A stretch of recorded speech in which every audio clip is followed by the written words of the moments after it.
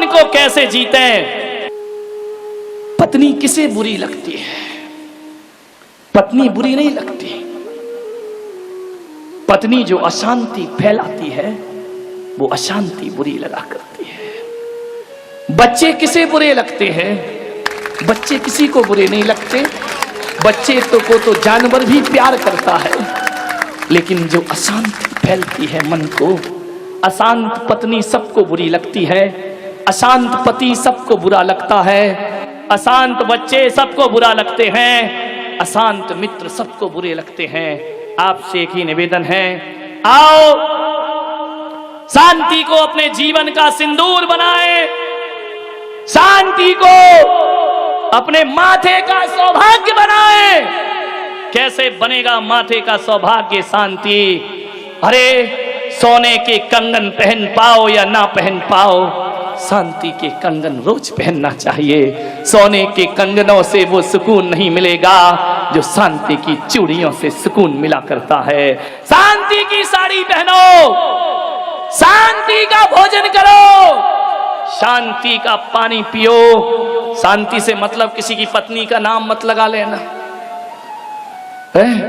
नहीं तो गड़बड़ लेने के देने पड़ जाएंगे कि शांति को बुलाओ, तभी भोजन होगा, तभी पानी होगा।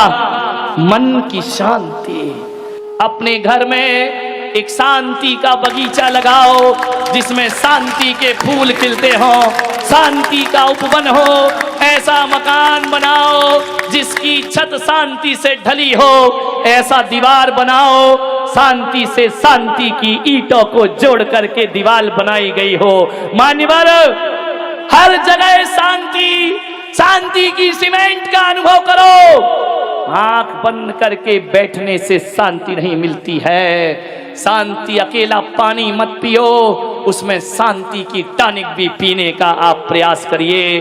अकेला भोजन मत करिए, उसमें शांति के ग्रास भी बनाने का प्रयास करिए। मान्यवर, हर जगह सुबह से शाम तक जब बोलो तो शांति से बोलो, सोचो तो शांति से सोचो, गाओ तो शांति से गाओ, चलो तो शांति से चलो, बैठो तो शांति से बैठो, सो तो शांति से सो। पलकें बंद करो तो इतनी जबरदस्त बंद मत करिए, ऐसे बंद करो जैसे खिड़की के पर्दे गिराए जाते हों। वह नींद तुम्हारी थकान उतार देगी। ये होश पूर्वक सोना है, और जहां खर्राटे आने लगे तो बेहोश पूर्वक सोना है। ध्यान रखिए, बेहोशी की नींद से थकान नहीं उतरती, प्रज्ञा नींद में सोइए। ध्यान रखिए, योग निद्रा जिसे कहा जाता है। पलकें बंद करो और ऐसा लगे कि शांति के वन में मेरा प्रवेश हो चुका है। सांसें ऐसे लो, बड़ी शांति के साथ सांसों को लेने का प्रयास करिए। सुबह से शाम तक, उठते बैठते तक शांति के लिए कोई शांति मंत्र जपने की जरूरत नहीं। चप्पल भी पहनो तो शांति से पहनना, कपड़े भी पहनो तो शांति से पहनना, ग्राहक से बात करो तो बड़ी शांति से बात करो। जो व्यक्ति सुबह से शाम ये शांति की साधना कर लेता है, मैं कहता हूं वो घर में बैठकर ही शांति नाथ हो जाया करता है। वह तीर्थंकर जैसी शांति का अनुभव।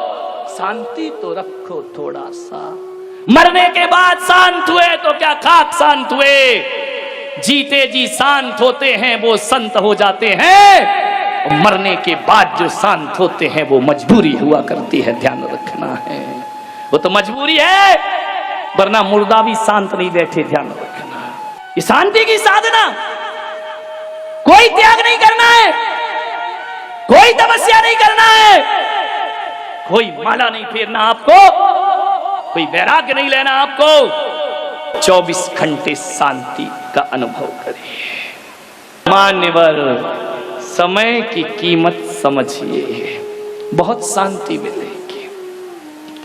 शांति पाना है, घर को स्वच्छ रखो। जितना घर गंदा होगा, जितने घर में गंदगी होगी, कचरा फैला रहेगा, मन अशांत रहेगा। इसे महावीर ने कहा क्षेत्र की शांति। समय से 5 मिनट पहले करोगे, ये है समय की शांति। ध्यान रखिए, हर काम बड़ी शांति से करोगे ये है मन की शांति। ध्यान रखना है, आपको जीवन में शांति प्राप्त करना है। समय से पहले काम होना चाहिए, साफ सुथरा घर रखिए। एक बात याद रखें, शांति से जीने और बोलने का प्रयास करिए। और मन को समझाना है तो मन की कहीं पर मत चलो, मन बस में होता है संयम की चाबुक से। ध्यान रखिए, महावीर ने कहा है मन को बस में करने के लिए संतुष्टि का भाव होना बहुत जरूरी है। मंदिर जाओ और शिकायत से भरे, दादाजी के प्रति शिकायत से भरे, माँ बाप के प्रति शिकायत से भरे, बहू सास के प्रति शिकायत से भरी है। एक बात बताओ, शिकायत वाला मन कब शांति का अनुभव करता है? अरे अहो भाग्य से बहो, मंदिर जाओ और कहना भगवान मेरी औकात से ज्यादा तूने प्रदान किया है, मैं तुझे धन्यवाद देने के लिए आया हूं। आप संत चरण में जाओ, शिकायत से मत भरिए, ऐसा सोचिए कि मेरे जीवन का पुण्य उदय है जो संतों का आशीर्वाद मुझे प्राप्त। अहोभाव से भरिए, धन्यवाद से भरिए। जितना अहोभाव आएगा उतनी मन में शांति आएगी, और जितनी अभावों पर दृष्टि रहेगी, जितनी शिकायतों पर दृष्टि रहेगी, मन अशांत होता चला जाएगा। सौभाग्य मानिए, जो भी मिला है किस्मत मानो अपनी। हकीकत में देखो, अपने वर्तमान के कर्म देखो तो ऐसा लगता है कि जो भी मिला है इस जन्म के कर्मों से तो नहीं मिला, पिछले जन्म में कुछ किया होगा जो मुझे ऐसा सब कुछ प्राप्त। सौभाग्यशाली मानिए अपने को, धन्यवाद दीजिए परमात्मा को, अपने आप को मानिए। शिकायत से भरोगे तो कुछ ना मिलेगा। एक बात याद रखना, खतरनाक न वाणी होती है, न आंखें होती हैं, न खतरनाक इंद्रियां हुआ करती हैं। खतरनाक यदि कोई होता है तो मन हुआ करता है। मन आंखों को भी खतरनाक करता है, मन जुबान को भी खतरनाक करता है। मन तो वो है, ध्यान रखना, तुम्हारे घर में एक स्विच बोर्ड होता है और एक मेन स्विच होता है। ये इंद्रियां स्विच हुआ करती हैं और मन मेन स्विच हुआ करता है। मन का मेन स्विच गिरा दो, इंद्रियों के स्विच अपने आप बंद हो जाया करते हैं, उन्हें बंद करने की कोई जरूरत नहीं। मन का मेन स्विच गिराइए, सारे उपद्रव मन के द्वारा होते हैं। मान्यवर, मन, एक बात याद रखना, दूध को लीटर से नापा जाता है और कपड़े को मीटर से नापा जाता है। एक बात बताओ, मन को नापने का कौन सा तराजू तुम्हारे पास है?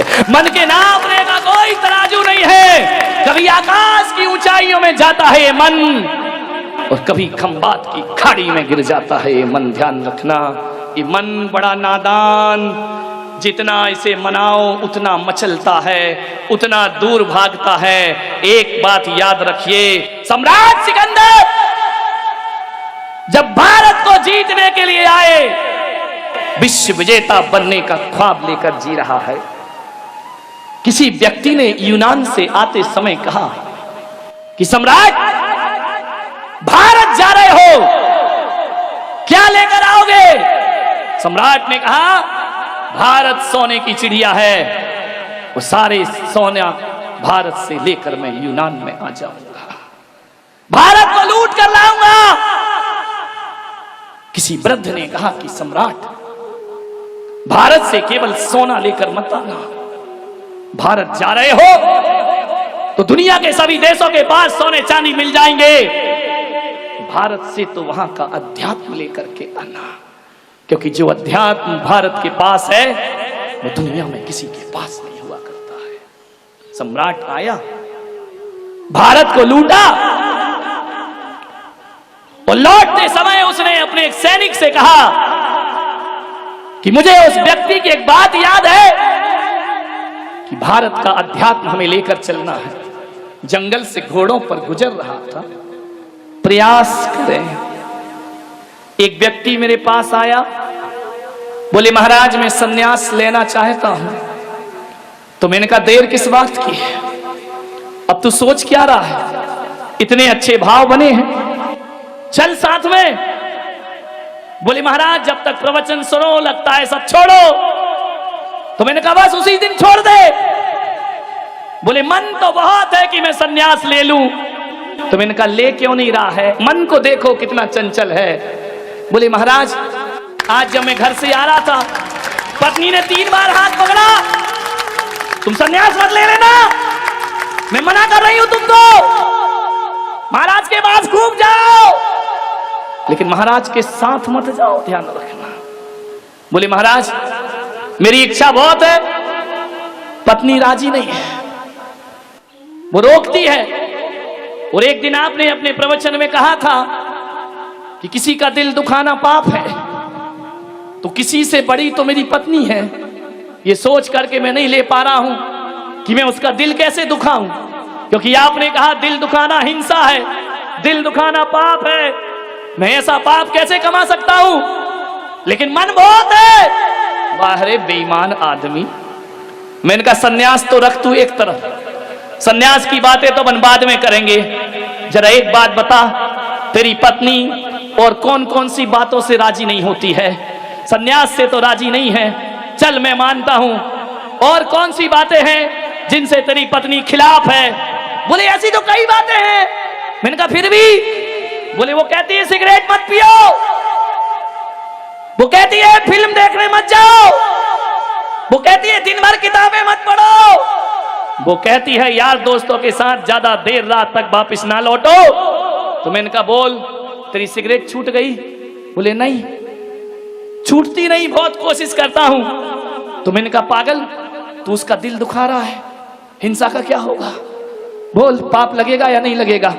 सन्यास लेने में उसका दिल दुखेगा, सिगरेट पीकर दिल दुखाए जा रहा, सिगरेट फूंके जा रहा है। अरे उस समय तो सोच हिंसा लग रही है, पाप हो रहा है। बोल झूठ बोलने को पत्नी मना करती है। मैंने कहा झूठ बोलना छोड़ दिया? बोले नहीं छोड़ा। तो मैंने कहा पागल पत्नी तो कई चीजों को मना करती है, लेकिन तेरी समझ में एक सन्यासी आया कि उसने मना किया और मैं ले लूंगा तो दिल दुखेगा। अरे सिगरेट में भी दिल दुखता है, तू जो आवारा गर्दी करता है। विचार ये मन की चालाकियां तो देखो, कैसे सन्मार्ग से बचाता है अपने आप को। मैंने कहा केवल सन्यास का दुख नहीं देना चाहता तू, बाकी सारे दुख उसके हवाले तूने कर रखे हैं। अरे सोच तो विचार तो कर, मन बड़ा चंचल है, सन्मार्ग से पीछे जाता है, सन्मार्ग से घसीटता है हमें। कितने तर्क निकाल लेता है मन, विचार करिए। महाराज मुझे आपसे बात कहना तो नहीं चाहिए, फिर भी कह रहा हूं, बुरा मत मानना। बात तेरे के मानूंगा तो मानूंगा, तू बोल दे जो बोल रहा है। मैं उसी समय समझ जाता हूं कि तू तो बुरा ही मानने वाली बात बोल रहा होगा, तब तो कह रहा बुरा मत मान। ये बड़े चापलूस लोग होते हैं, ध्यान रखिए। मान्य